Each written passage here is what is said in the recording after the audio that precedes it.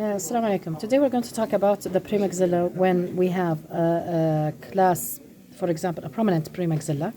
You will find that the premaxilla, while the patient is even smiling or slightly smiling, the lip might expose the premaxilla because it's prominent. Sometimes it's also prominent with an undercut. Okay, this is the premaxilla we're talking about.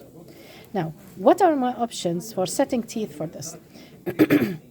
Sometimes premaxilla is prominent with gummy smiles and short lips. Sometimes no, the lip is normal. But still, the inter-arch space at rest, this is the lower ridge, the inter-arch space is low. How are we going to set the teeth? When we measure by wax and we keep measuring, and this is a confusing situation because many times we will look at the wax, we find it very shallow or short. You go to put it back into the patient's mouth, but this is the actual freeway space. You have the 2 to 4 millimeters of freeway space. You check it with swallowing, you check it. Every check you get the same freeway space, but when you look at the base plate, you will find the base plate like here. Okay, this is the base plate material. And then you get a very shallow wax over it. So what are our options for setting teeth? Notice also with prominent premaxilla, also its location is also more anterior. And many times, those that with prominent premaxilla, if you're going to compare the location of the lower with the upper, you will find that the premaxilla is more front and it's more towards class 2 cases. Okay? So what are the options for setting? I don't have a place to place a whole central incisor. There's no place.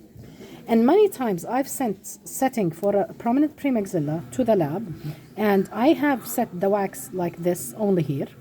This is base plate. I find that they have set the teeth here, and each time the teeth are protruding lower, the gummy smile, all of these problems with this lower setting is always there.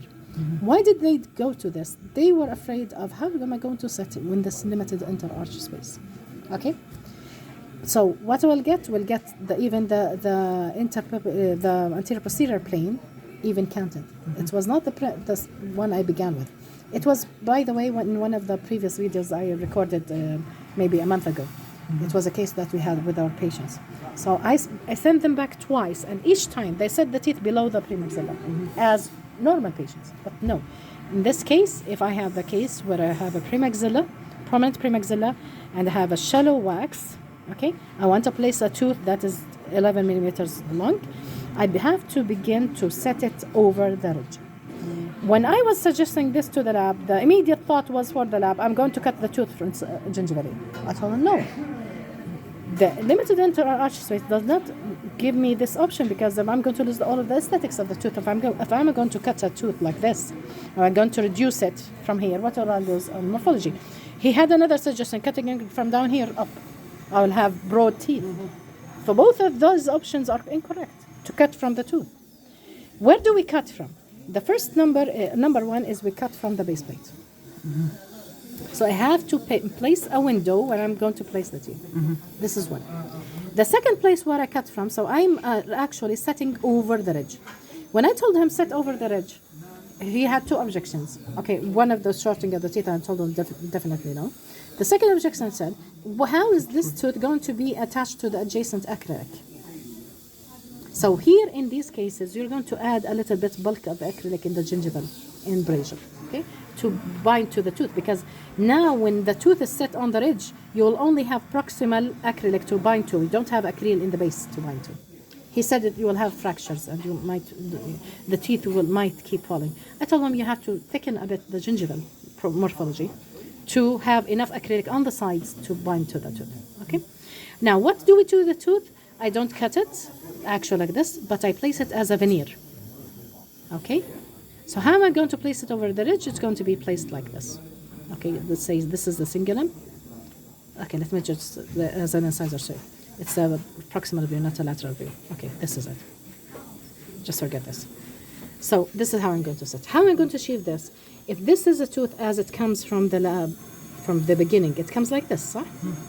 Okay, then you get the anterior part. So it has, beneath the cingulum, you have a bulk of acrylic. You keep hollowing it, cutting it from here, and leaving all of the labial morphology intact. So what do I say from front? I see a whole tooth in front, present, correct as it is. But what do I have from the back? It's all hollow from the inside. It's like a veneer. Okay, so you place the tooth over the ridge, you set the teeth. And as I told you, when you place wax, I try to actually thicken a bit the marginal gingiva a little bit, increase the interdental papilla thickness to have more acrylic to bind to. But this is the only option we get. We don't want to go for surgeries to remove the premaxilla or bone. Thank you very much.